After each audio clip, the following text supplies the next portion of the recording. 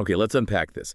Today, we are doing what might be our most granular deep dive ever. We are going to move right past the headlines, beyond the big overall shape of the SARS-CoV-2 spike protein.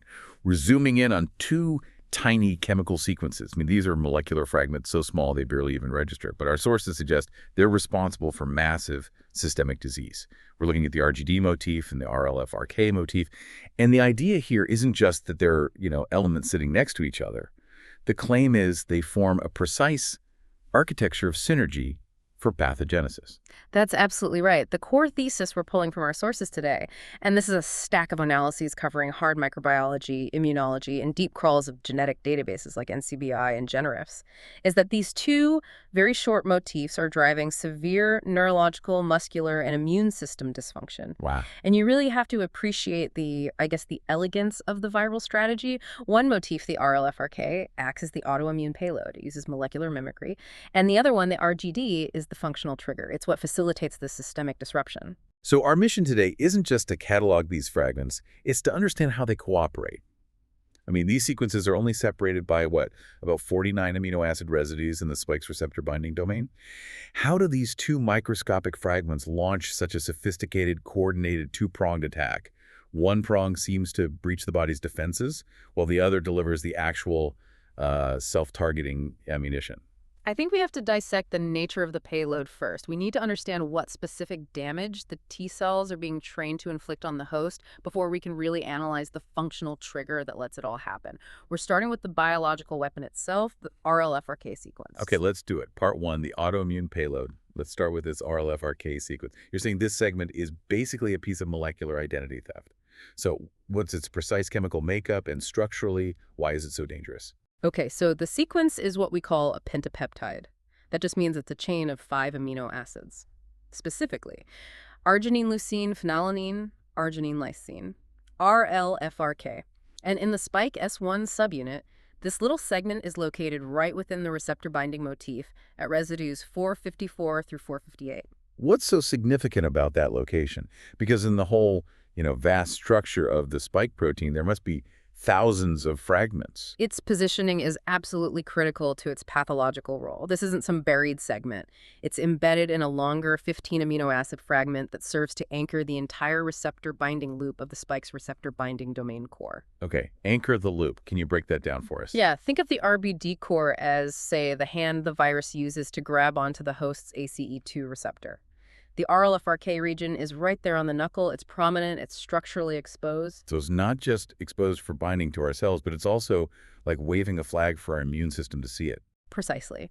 Its structural prominence guarantees that whether a T cell encounters it during a live infection or, during the presentation of an immunogen in a vaccine, it is accessible, it's processable, and it's highly recognizable. And do we have confirmation that this fragment doesn't just stay stuck to the main spike protein? Does it actually break off and circulate around the body, making it truly accessible, in vivo? We do, and this is a key piece of the puzzle.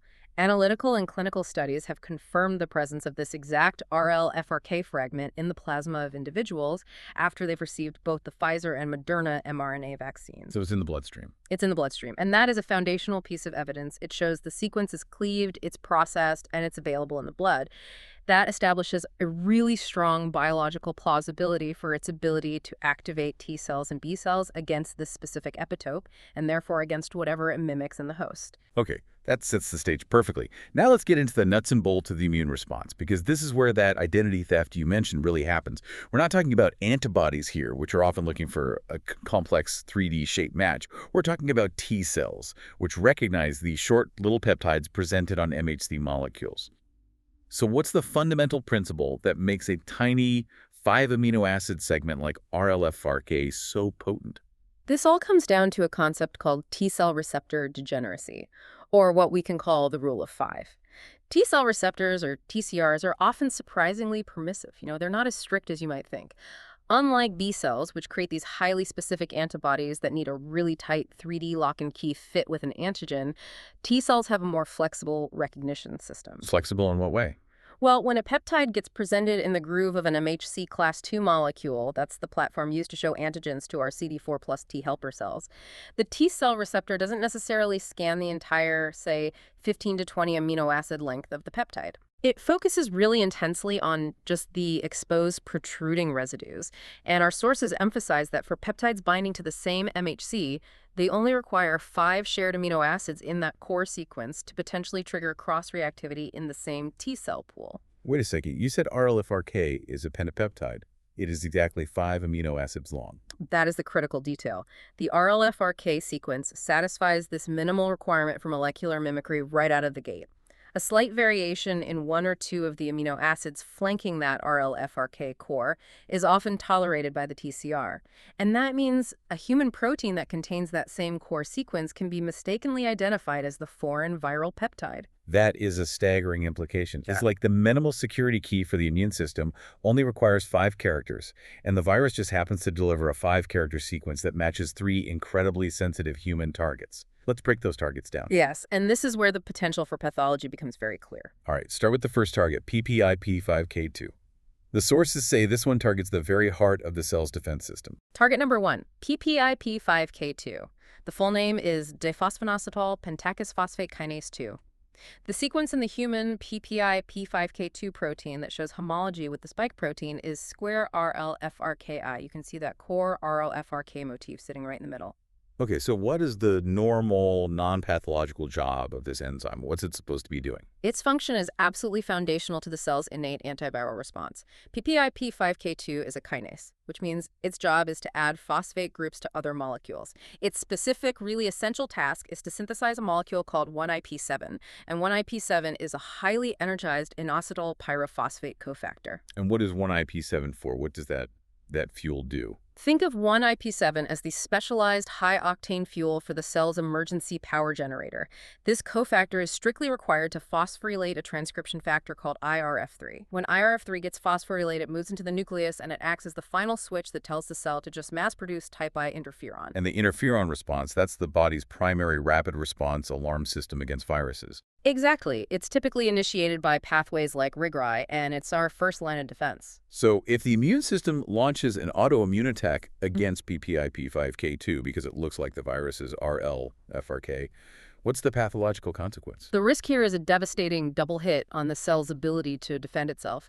If PPIP5K2 is disabled or degraded by autoantibodies or cytotoxic T cells, the cell can no longer generate that 1IP7 fuel. This means that even if the cell detects the virus through its RGI pathway, that final IRF3 activation switch cannot be flipped. So you get a total collapse. A collapse, or at the very least a severe delay, in the type I interferon defense.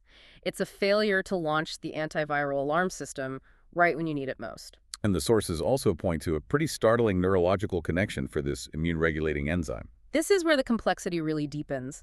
The NCBI generifs, these are gene-specific notes in the database, specifically point out that the PPIP5K2 gene, which is also known as HISPPD1, may be associated with autism spectrum disorder in human patients. So that's not just a conjecture, it's a documented association. Right. It suggests a role in neurodevelopmental homeostasis. So if that connection holds, it establishes a direct molecular bridge between a highly exposed viral fragment, a core immune pathway, and a critical, genetically susceptible neurodevelopmental pathway. It suggests that autoimmunity against a key immune regulator could have these profound neurological consequences. It does. It forces us to consider that the very machinery we rely on for immediate survival against a pathogen might be structurally linked to the machinery that dictates neurological development and function. Okay, let's move on to the second target, POMGNT1. This one sounds like it's fundamentally involved in actually building the brain's physical structure. Target number 2 is POMGNT1. It stands for protein ominose beta-1-galar-2-N-acetyl glucosaminotransferase 1. That's a mouthful. It is. This enzyme lives in the Golgi apparatus, which is sort of the cell's packaging and shipping center. Its function is a process called omanosyl glycosylation. That just means it correctly adds specific sugar molecules onto proteins. Why is that type of modification, adding sugars, so important? This modification is absolutely critical for proteins found in the brain, nervous tissue, and skeletal muscle. Glycosylation ensures proteins fold correctly, they're stable, and they can function properly. If this process gets disrupted, you can get a structural and functional collapse of those proteins. And the viral sequence matches this one too. It does. The viral 15-mer sequence that contains RLFRK shows significant homology to the human POMGNT1 sequence. So if the immune system starts attacking this enzyme, what happens to the proteins being built in the brain and in our muscles? The result is mismatched or entirely failed omanosyl glycosylation, and that leads to severe neurodevelopmental and muscular issues. We know this because mutations in the POMGNT1 gene cause a terrible genetic disorder called muscle-eye brain disease, or ME. Muscle-eye brain disease. Can you describe that for our listener? It sounds devastating. It is. MEB is characterized by congenital muscular dystrophy, a severe muscle weakness from birth. It's coupled with eye anomalies and, most crucially, severe cerebral malformation, specifically a condition called lissencephaly type 2. Lissencephaly. That means smooth brain, doesn't it? Exactly. It's not a minor developmental glitch. It means the brain surface is smooth. It fails to develop the necessary folds and gyri. It's a profound failure of neuronal migration during development, and it results in severe mental retardation. This target links the RLFRK viral sequence directly to fundamental, severe structural defects in the brain. And the neuropathology of ME actually overlaps significantly with severe subtypes of autism spectrum disorder. It is genuinely shocking that a 5-residue viral fragment could potentially hold the key to initiating the pathology of something as severe as muscle-eye brain disease. Okay, let's look at the third neurological target, tenin-M4. Target number 3 is tenin-M4, which stands for tenurin-4. This protein plays a critical role in the central nervous system, specifically in oligodendrocyte differentiation and axon myelination. Okay, so oligodendrocytes are the cells that create the myelin sheath, that fatty insulation around our nerve fibers that lets electrical signals travel quickly. That's right. Myelination is the foundation of efficient signal processing in the brain. And tenin-M4 is highly expressed in some very important areas. The cerebral cortex, our center for complex thought, the hippocampus, which governs memory, and the basal ganglia, which controls movement. So an autoimmune attack here would be targeting the very infrastructure of rapid thought and motor control. Precisely. Molecular mimicry targeting tenin-M4 is linked directly to demyelination. That slows down neural transmission, leading to specific neurological disorders, including things like essential tremor. And just like the other two targets, the gene that codes for tenin-4, which is called ODZ4, is also identified in genetic databases as an established ASD risk gene. So let me just summarize this first part before we move to the trigger. The RLFRK sequence is highly exposed. It satisfies that minimal rule of 5 for T-cell cross-reactivity, and it mimics a trifecta of targets. You have PPIP5K2, sabotaging the innate immune power source and linked to ASD risk. You have POMGNT1, which could damage the structural integrity of the brain, leading to ME-like pathology.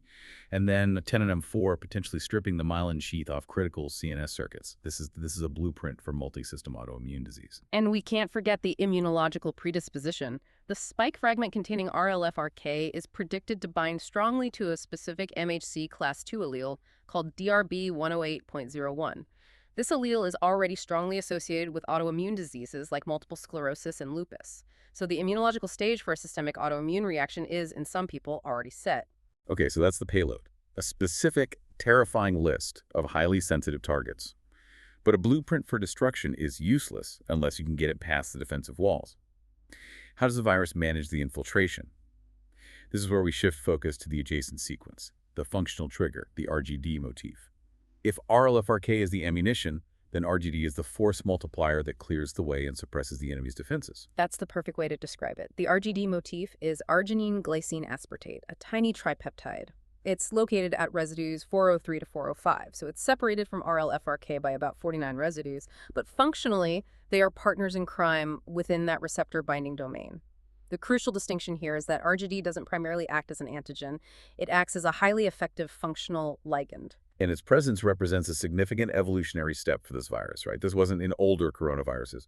It's a hallmark of this particular spike structure. It represents a genetic gain of function. Its purpose is to hijack host cell signaling by binding to our own integrin receptors, specifically alpha-5 beta-1 and alpha-V beta-3. And integrins are these sophisticated receptors expressed all over the body, on endothelial cells lining our blood vessels, in the brain, on immune cells that regulate cell adhesion, migration, and the release of powerful signaling molecules. So when the spike protein hijacks these integrins, what is the first major defensive system that it takes offline? The first major consequence is immediate immunosuppression through the release of active TGF-beta.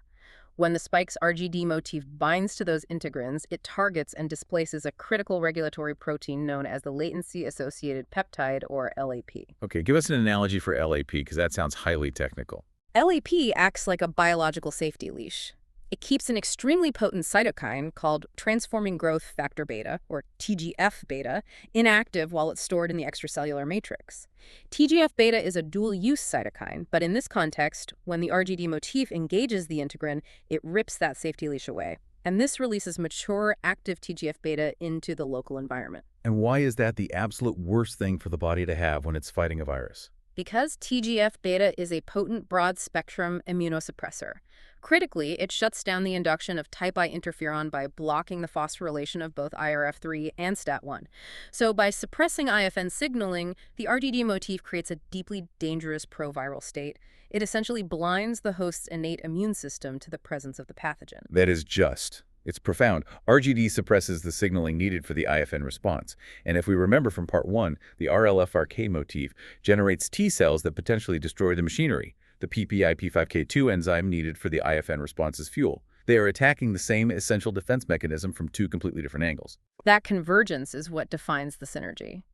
But RGD's functional consequences don't stop at immune suppression.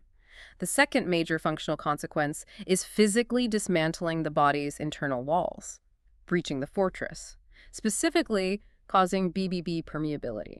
The blood-brain barrier. We've seen so much clinical evidence of neurological symptoms, brain fog, fatigue, long-term cognitive issues. This is the molecular mechanism for that, isn't it? It's the primary enabler. The RGD integrin interaction, once it's activated on endothelial cells, triggers endothelial barrier dysfunction and severe vascular leak.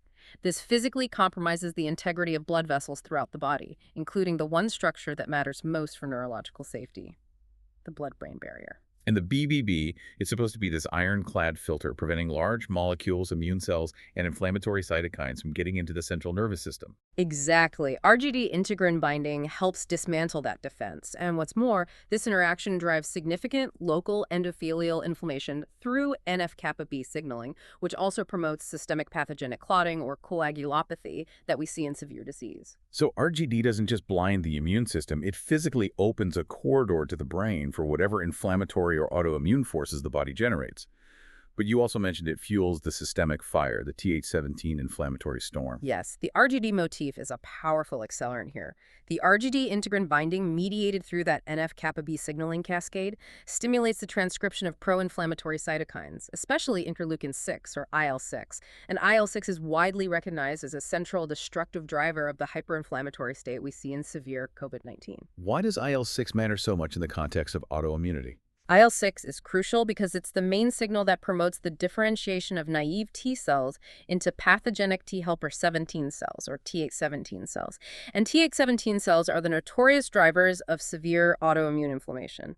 They produce cytokines like IL-17A and IL-17F. These are the cytokines responsible for the severe immunopathology seen in conditions like acute respiratory distress syndrome in the lungs, and they are centrally implicated in autoimmune diseases like MS and lupus. So RGD establishes the inflammatory environment, with NF-kappa B driving IL-6 that is required for the autoimmune T cells, potentially generated against those RLFRK targets, to become destructive, pathogenic Th17 cells. It's a systemic biological setup. RGD is the ultimate enabling element. It provides both the immunosuppression to let the virus replicate and the systemic inflammation needed for the autoimmune payload to take root and cause damage. Okay, let's connect the two. This is where the learning becomes critical. We have RLFRK providing the destructive blueprint and RGD providing the means of entry and escape from innate immunity. Let's formally articulate this synergy. The synergy creates a threat that is exponentially greater than either motif could produce on its own. It's defined by RGD functionally dismantling the host's defenses and physically opening these sensitive barriers, which then facilitates the ingress and the unchecked activity of the autoimmune effectors that were triggered by RLFRK. Let's revisit that idea of the double hit on the antiviral defense, the redundant strategy against type I IFN. It's just so ruthless in its elegance. It is a remarkable convergence on that IRF3 activation switch. The host's primary rapid antiviral defense is disabled simultaneously by two independent molecular mechanisms. Okay, let's break down the RGD component again, using that alarm analogy you mentioned. The RGD motif is jamming the signal.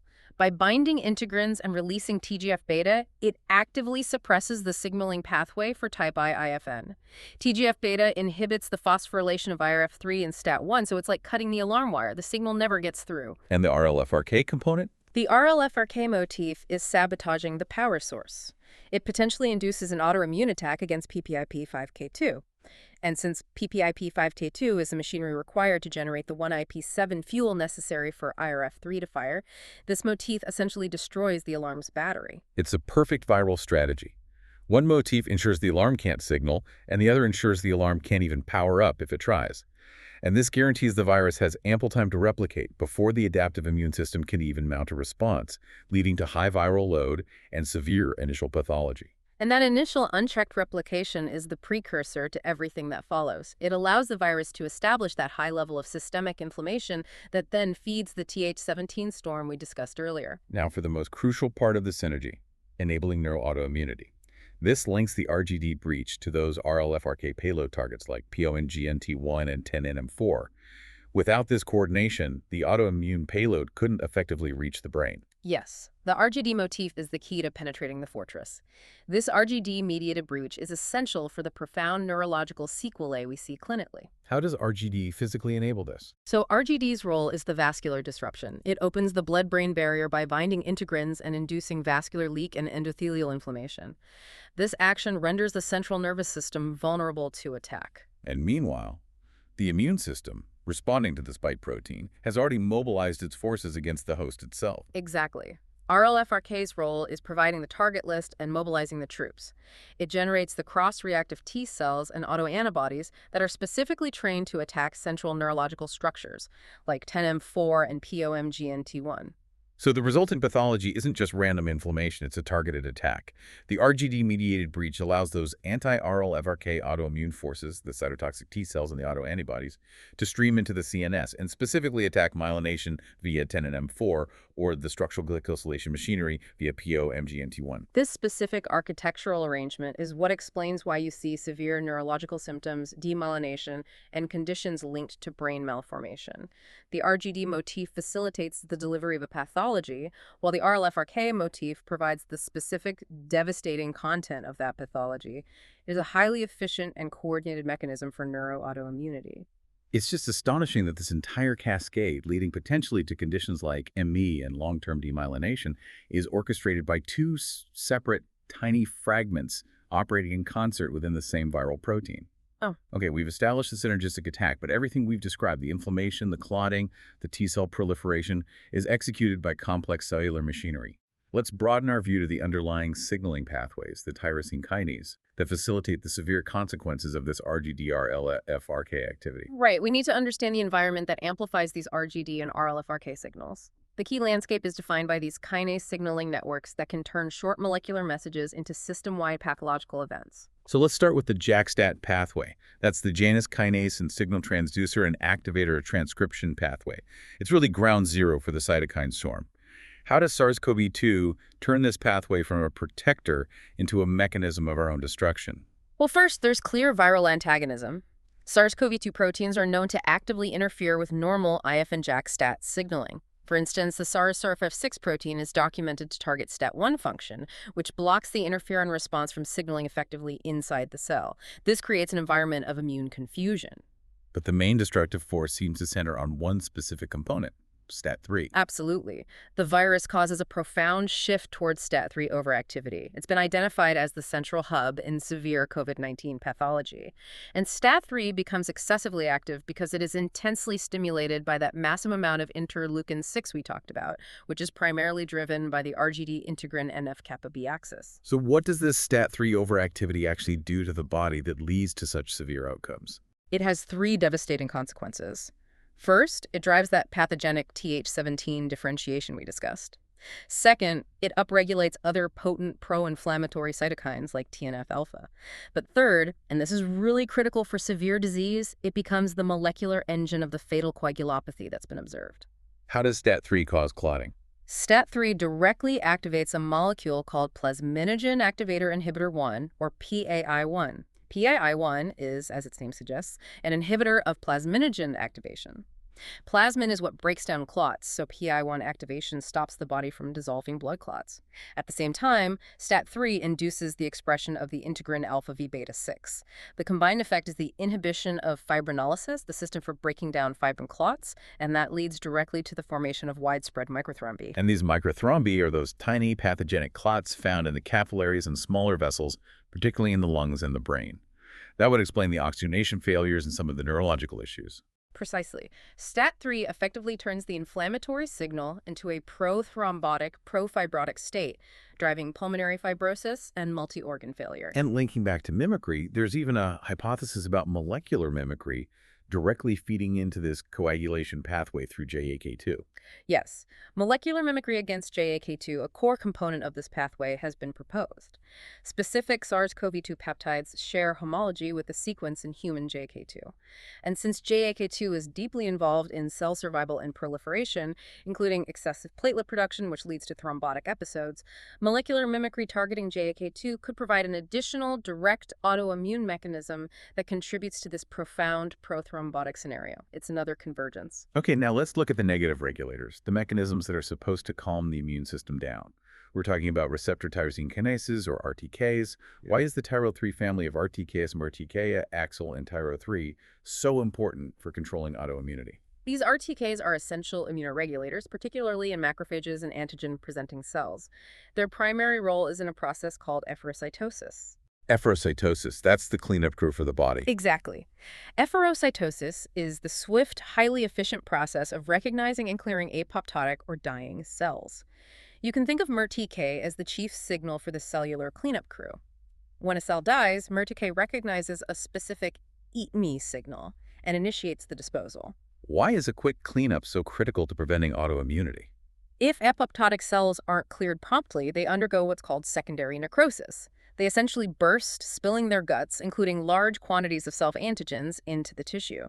This delay leads to chronic, unregulated activation of the antigen-presenting cells. Loss of function in MERTK, for example, is known to cause severe, persistent inflammation and, as we've seen in MERTK-deficient mice, a classic lupus-like autoimmunity. The APCs just become chronically hyperactivated. So if the RLFRK motif is introducing a foreign antigen that triggers autoimmunity, and the RGD motif is driving this NF-kappa B inflammation, the whole pathology gets way worse if the host's natural self-extinguishing mechanism managed by these RTKs is already compromised. It creates a vicious cycle. The MERTK family is designed to maintain peripheral tolerance, and when they fail, the RLFRK-induced molecular mimicry finds a fertile ground for destructive chronic autoimmunity. You also bring up the STKRon kinase in this regulatory framework. How does that fit in? STKRon is another RTK. Its role is highly specialized. It limits NF-kappa B activation and inflammatory mediators, much like the MERTK family.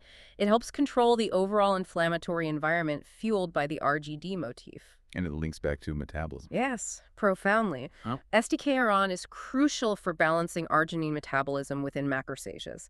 It limits the expression of one enzyme and induces another.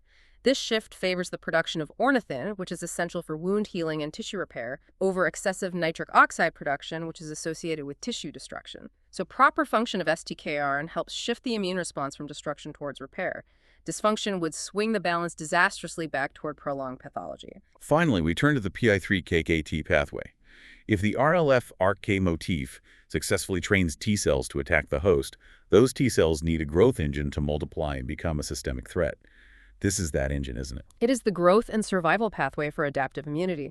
The PI3KK pathway is absolutely essential for the clonal proliferation, survival, and metabolic activity of lymphocytes. If you want an autoreactive T cell to become a pathogenic army, this pathway must be fully engaged. So how does dysregulation in this pathway fuel the RLFRK-induced autoimmunity? Well, pathogenic T cells, mobilized by molecular mimicry, require efficient PI3KK activation to launch a successful, sustained attack. Normally, T-cell proliferation is very tightly regulated. It requires not just antigen recognition, but also co-stimulation signals from other receptors. And it requires the cell to remain susceptible to programmed cell death, or apoptosis, once its job is done. And if the PI3K pathway is overactive, If the PI3K pathway becomes chronically overactive, often due to deficiencies in regulatory molecules like PTEN2, crucial safety checks are removed. First, it abolishes the T cell's dependence on co-stimulation, meaning the cell can proliferate without the normal required regulatory signals. Second, it removes the cell's susceptibility to apoptosis. So you essentially create these immortal, hyperaggressive, autoreactive T cells that are difficult for the body to suppress.